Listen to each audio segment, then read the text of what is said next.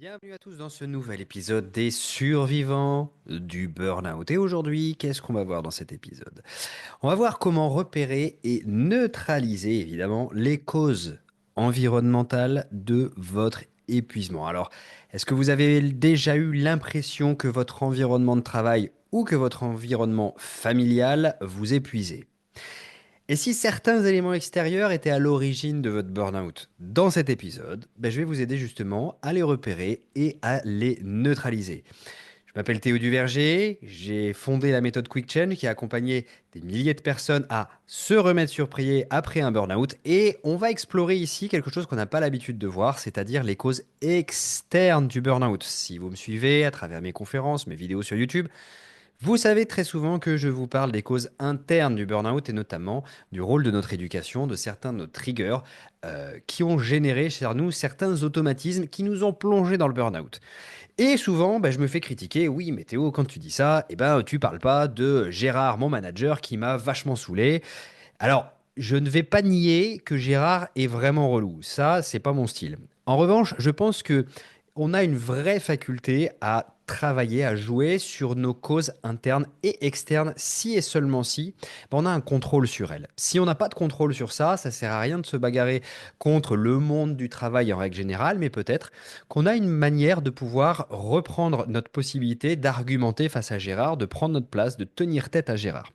Ce qu'on ne contrôle pas, on est un petit peu comme un pantin, on est un petit peu comme une marionnette qui est prise dans le vent comme ça. On va être à droite, à gauche, au gré du vent, une girouette plus qu'une marionnette d'ailleurs, ça serait l'occasion de le dire. On n'a pas vraiment de contrôle dessus. En revanche, il y a peut-être certains éléments, que ça soit dans notre monde intérieur comme dans notre monde extérieur, sur lequel on va pouvoir jouer. C'est justement ce qu'on va voir dans cet épisode et notamment on va travailler sur les causes environnementales. Alors, qu'est-ce que c'est qu'une cause environnementale?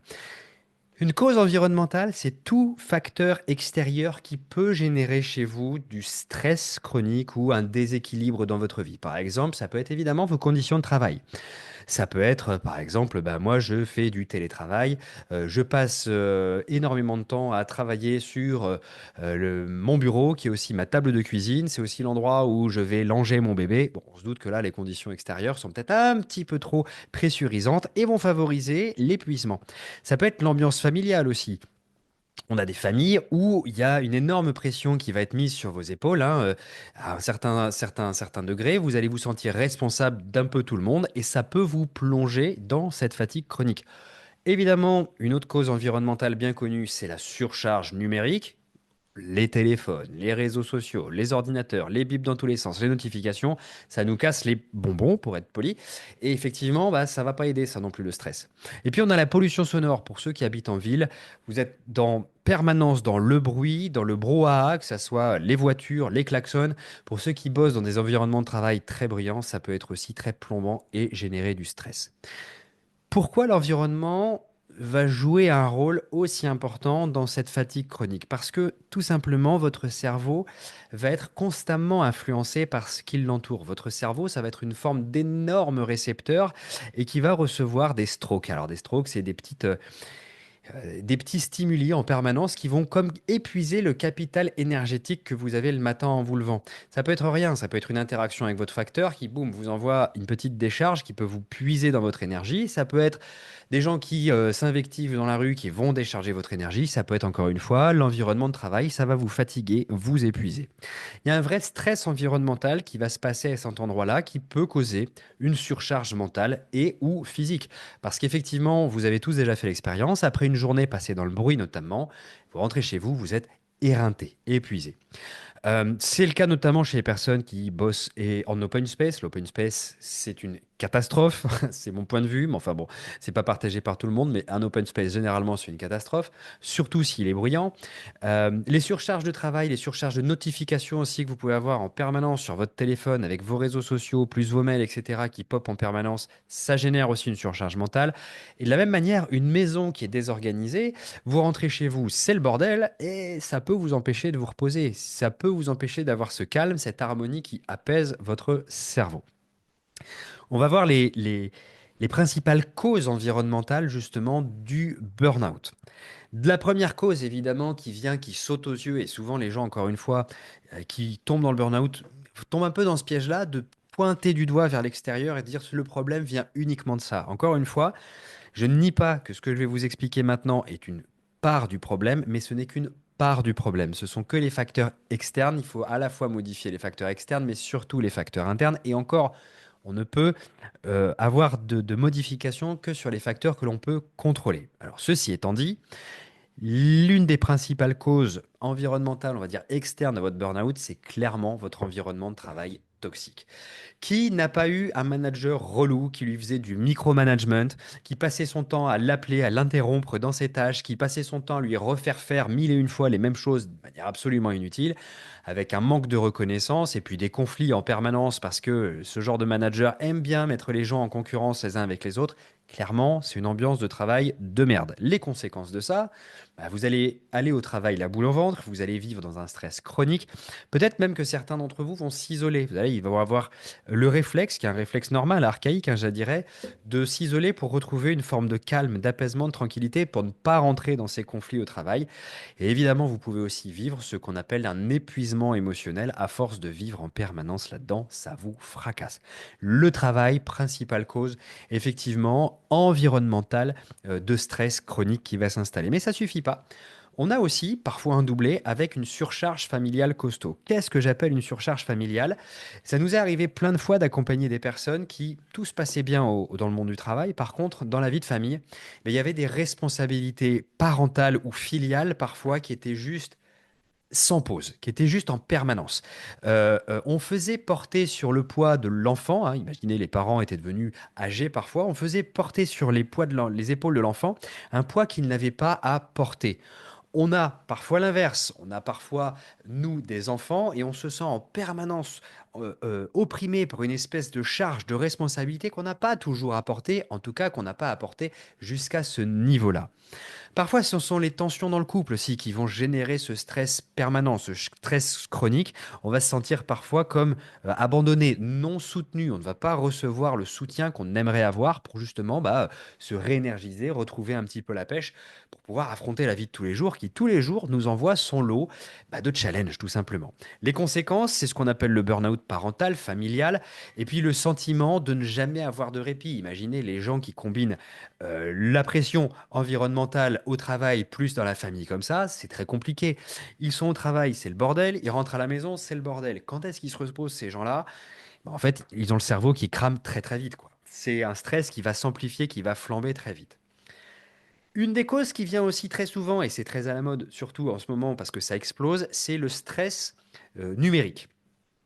Encore une fois, on passe notre temps avec notre doudou numérique qui est notre téléphone portable. Et sur ce téléphone portable-là, aujourd'hui, c'est notre boîte mail, c'est nos réseaux sociaux, c'est les groupes WhatsApp qu'on va communiquer avec nos collègues, voire nos enfants.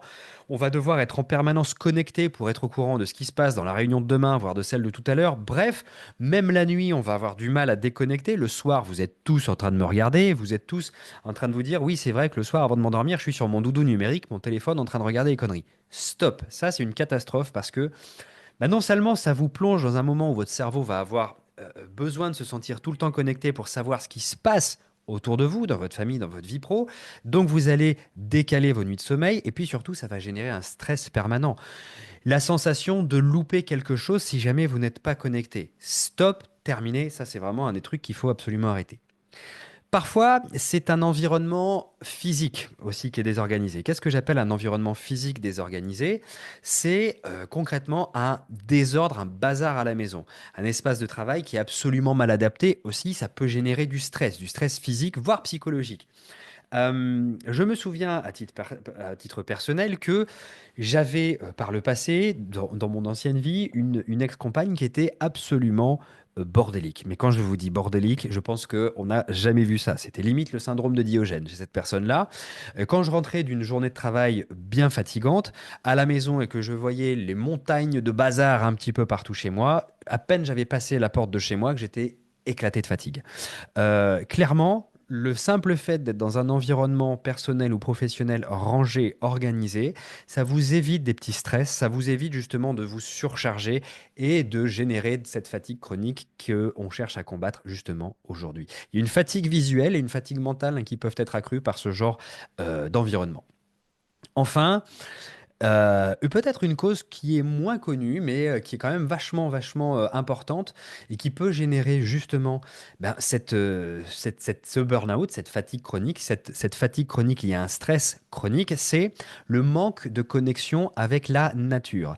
Vivre dans un environnement urbain sans espace vert, passer des journées entières enfermées à la lumière des néons, c'est pas très bon, c'est pas très bon, c'est pas très bon au niveau physiologique, c'est pas très bon pour votre morale, ça entraîne une baisse d'énergie. Vous le voyez, l'hiver, quand vous passez le maximum de votre temps à l'intérieur sous des lumières artificielles, ça vous plombe. Il y a des gens qui utilisent ce qu'on appelle de la luminothérapie pour, tac, avoir une montée d'énergie, une montée de morale, justement. Donc ça, ce sont les 5 causes, on va dire, environnementales que j'ai listées pour vous. Et maintenant, on va voir justement comment repérer ces causes environnementales dans notre vie. La première chose pour les repérer, c'est déjà de devenir le centre de son attention. Qu'est-ce que je veux dire par là? Je vais vous inviter régulièrement à observer vos réactions physiques et émotionnelles. Faites attention à ce qui déclenche chez vous du stress, de l'agitation ou de l'irritabilité. Ça peut être les contacts avec certaines personnes. Ça peut être, encore une fois, comme je vous disais tout à l'heure, en rentrant chez vous, vous voyez un environnement en bordel, clac, ça vous plombe tout de suite. Soyez votre propre baromètre, d'accord? Encore une fois, ici, l'idée, c'est de devenir son propre baromètre pour pouvoir ajuster ensuite, en fonction spécifique de qui on est, son environnement extérieur. Si vous êtes tendu à chaque fois que vous entrez dans une pièce, si vous êtes tendu à chaque fois que vous faites tel ou tel type d'activité, si vous vous sentez stressé à l'idée d'avoir tel ou tel type de conversation, ce genre de choses, va peut-être falloir les travailler à un moment ou à un autre. Donc, une fois que vous avez repéré ça, je vous invite à utiliser un journal de bord. Un journal de bord qui va vous permettre de noter vos moments de fatigue, vos moments de frustration, et surtout ce qui les a provoqués, les déclencheurs, les triggers de ces moments-là. Et puis, demander un avis extérieur. Ça, c'est super important. Demandez à un collègue, si c'est l'environnement de travail qui vous trigger, demandez à un collègue, euh, par exemple, s'il peut repérer des éléments que vous-même, vous ne voyez plus. Demandez à des collègues ce qui, lui, l'irrite ou à quel moment il vous sent irrité ou agacé. On n'est parfois pas les meilleurs pour pouvoir se regarder le nombril. On a parfois besoin d'un regard extérieur. Si vous avez le regard extérieur d'un collègue bienveillant ou même d'un membre de votre famille à qui vous confiez cette tâche de dire, tiens, j'aimerais que tu me dises tous les moments où je me sens irrité. Alors je sais que tu vas me le dire, ça va peut-être m'irriter encore plus. Mais j'aimerais que tu me le dises pour pouvoir, moi, mieux m'aider à repérer tout ce qui va déclencher ces moments-là. Et puis, une fois que vous avez ça, faites une analyse justement pour voir qu'est-ce qui déclenche ces habitudes-là, qu'est-ce qui déclenche, pardon, ces émotions-là, et quelles sont les émotions qui sont déclenchées par ces triggers-là. Je vous invite aussi à faire un bilan de vos habitudes. Ce qui pourrait être pas mal, c'est de regarder concrètement combien de temps vous passez dehors par jour, dans des environnements naturels. Si c'est pas beaucoup, ça peut être une habitude à prendre. Faites un bilan aussi de vos habitudes par rapport au numérique. Analysez combien de temps vous passez devant vos écrans ou bien dans des espaces bruyants. Tout ça peut être ainsi intéressant. Vous avez aujourd'hui tout un tas d'applications, ça soit parfois en natif sur votre téléphone ou que vous pouvez télécharger sur les plateformes de téléchargement d'applications, qui vous disent le temps que vous passez sur les applications, qui vous disent le temps que vous passez dans des environnements bruyants. Tout ça, c'est du rétrofeedback. Vous avez le feedback en fin de journée pour savoir, attends, aujourd'hui je suis particulièrement fatigué. Ah bah oui, aujourd'hui j'étais dans 100, 110 décibels pendant 2 heures. Effectivement, je comprends que je sois un peu éclaté. Tout ça va vous permettre de monitorer un peu plus votre vie tout simplement pour neutraliser ces causes environnementales. Et justement, j'ai quelques idées pour vous aider à les neutraliser. Premièrement, adaptez votre environnement de travail. Si vous pouvez négocier des changements, que ce soit du télétravail, négocier un changement d'horaire, une flexibilité dans ces horaires, et puis parfois peut-être même de faire des pauses sans écran dans votre journée de travail, ça peut être pas mal. Euh, pour pouvoir justement apaiser, tranquilliser votre cerveau. Investissez dans des outils anti-stress. Ça peut être un casque anti-bruit. Moi, j'ai toujours un casque anti-bruit sur moi. J'ai vraiment tout le temps mon casque qui m'isole des bruits extérieurs sur moi. Pourquoi? Parce que quand je prends les transports, j'ai toujours le bruit des uns des autres, du rail, du réacteur d'avion quand c'est l'avion. Ce casque anti-bruit me permet justement d'éviter de diluer mon énergie. Et puis, un petit truc tout bête, hein, ça peut être juste l'ajout de plantes au bureau. Vous voyez, derrière moi, il y a une plante, il y a pas mal de plantes ici dans mon bureau. C'est pas pour rien, c'est parce que justement, ça va avoir tendance à me reconnecter à la nature et m'apaiser un petit peu. Donc, adaptez votre environnement de travail. Peut-être qu'en point numéro 2, ce qui serait intéressant, c'est aussi de réorganiser votre espace personnel. Première chose à faire, désencombrer votre maison pour créer un espace apaisant. Régulièrement, peut-être une fois par mois, moi je le fais quand même très régulièrement, je passe chaque pièce en revue et je fais un tri, mais vraiment par le vide, de toutes les choses qui sont inutiles, mais que je garde chez moi et qui ont qu'une seule chose au bout d'un moment, c'est d'encombrer, encombrer, encombrer mon espace. Moi, je vais pousser à l'extrême, je ne suis pas minimaliste, mais j'aimerais pouvoir l'être, c'est-à-dire que j'aimerais pouvoir vivre dans un sac à dos, avoir 100 objets maximum, que ça soit des livres, des vêtements, des fourchettes, peu importe. Vivre avec ça, j'adorerais. J'ai pas encore réussi à ça, mais ce que je sais, c'est que plus ma vue va être encombrée, mon espace va être encombré par des objets qui ne sont pas vraiment utiles, plus ça va me peser, ça va m'empêcher véritablement de me détendre. Une fois par mois, je peux vous inviter vraiment à faire le nettoyage par le vide, ou vous vendez sur le bon coin si vous voulez récupérer 3 francs 6 sous, ça peut être une bonne idée pour justement diminuer un petit peu ce stress lié à votre environnement, créer des zones de repos ou de méditation si vous adorez la méditation. Troisièmement, mettez-vous des limites numériques. Ça, j'insisterai jamais assez là-dessus. Créez-vous peut-être des routines de détox quotidiennes, voire hebdomadaires, voire peut-être même mensuelles, digitales. Qu'est-ce que ça veut dire? Bah, peut-être que tous les jours, arrivé une certaine heure, vous dites stop au téléphone. Peut-être que chaque semaine, vous dites bah, le dimanche, j'utilise pas mon téléphone. Peut-être que chaque mois, vous vous dites bah, ce week-end, je n'utilise aucun écran et on va voir ce que ça donne. Vous allez voir au début, c'est un petit peu bizarre, mais ça vous fera un bien fou. Encore une fois, au début, quand je dis que ça va vous faire bizarre, au début, il est fort à parier que ça puisse même vous créer une petite angoisse, justement, parce que vous êtes tellement habitué à être connecté à ça que j'ai pas mon doudou, je me sens un peu en panique. C'est normal, laissez passer la vague et vous verrez beaucoup de bien à faire ce genre de choses. Promenez-vous dans la nature en point numéro 4. Allez retrouver du lien, allez dans des parcs si vous êtes en ville. Je vais pas vous dire de faire des câlins aux arbres, ça c'est pas du tout quelque chose en fait avec lequel je suis super à l'aise. J'ai rien contre ceux qui font ça. Il paraît même que ça fait du bien, c'est même apparemment prouvé. Mais je vais être plus terre à terre. Allez marcher dans la nature. Mettez des plantes dans votre environnement et retrouvez un contact avec la nature qu'on a perdu. On l'a eu pendant des centaines, des dizaines de milliers d'années. On l'a perdu ce contact avec la nature. Il ne faut pas s'étonner que notre cerveau n'a pas le temps d'effectuer les changements nécessaires pour nous remettre complètement bien dans un environnement purement citadin. Donc retrouvez le contact avec la nature. Et petit 5, améliorer la communication avec vos relations. Bah, parfois, encore une fois, on va pas changer Gérard, le manager qui nous casse les bonbons, mais si on apprend, nous, à prendre notre place, à dire non, juste à poser nos limites, bah, ça peut vraiment faire du bien. Alors peut-être que vous allez déclencher des conflits, peut-être pas. Encore une fois, si vous voulez, quand on accompagne des gens à un retour au travail ou un retour dans une vie après un burn-out, on les forme à cette communication interpersonnelle qui fait que ils vont réussir à négocier, ils vont réussir à prendre leur place, à poser les limites, à ne plus avoir peur d'un conflit, être capable de dire non, c'est fondamental. Et encore une fois, à mon sens, on ne peut pas s'en couper quand on veut remettre quelqu'un définitivement sur pied après un burn-out. Alors maintenant, comment on peut prévenir aussi ces causes environnementales sur le long terme? Ça, c'est une question, c'est pour éviter justement d'avoir sans arrêt à faire les mêmes choses. La première chose qui pourrait être intéressante, c'est prendre vraiment le temps d'évaluer régulièrement son niveau de bien-être dans chaque environnement où on passe du temps. Comment je me sens dans ma chambre? Comment je me sens dans mon salon? Comment je me sens dans mon bureau? Et tout ça, faire des pauses régulières, encore une fois, devenir son propre baromètre pour dire comment je me sens, pour faire après les aménagements nécessaires pour générer du bien-être en nous.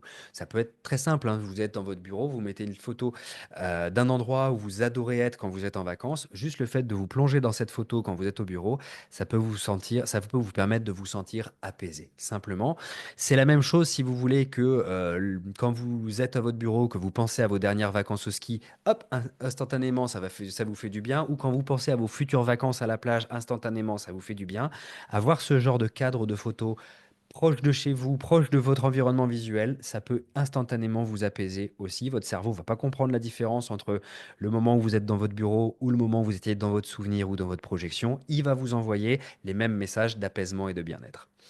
Créer des rituels de ressourcement, qu'est-ce que ça veut dire? Ça veut dire mettez-vous des pauses régulières pour respirer. Utilisez des week-ends 100% détox digital à la campagne, à la cambrousse. Faites-vous inviter par vos potes, par vos voisins. Prenez les transports, le RER, le vélo, les pieds. Allez dans un endroit où vous allez bouffer du gazon, où vous allez bouffer du platane. C'est vachement important, encore une fois, de faire ce genre de choses.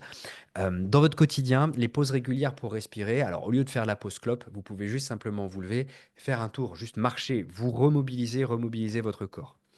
Et puis, le plus important, encore une fois, c'est de devenir votre propre baromètre. C'est régulièrement remettre votre ouvrage, remettre votre métier sur l'ouvrage. Régulièrement, vous refaire des ajustements pour voir à quel moment vous pouvez améliorer, améliorer, améliorer votre situation. Comprendre que votre environnement doit évoluer avec vos besoins. Évidemment, quand vous êtes parfaitement bien installé dans un environnement de 50 mètres carrés et puis d'un coup, alors vous êtes célibataire, d'un coup, vous trouvez une copine ou un mec et vous faites des gosses, peut-être que l'environnement, il va y avoir une pression sociale trop importante pour vous sentir bien. Vous n'aurez pas vos espaces, donc il va falloir faire quelque chose. Mais comprendre son environnement et son rapport à l'environnement, c'est super important pour pouvoir justement avoir une forme de contrôle sur ces facteurs externes.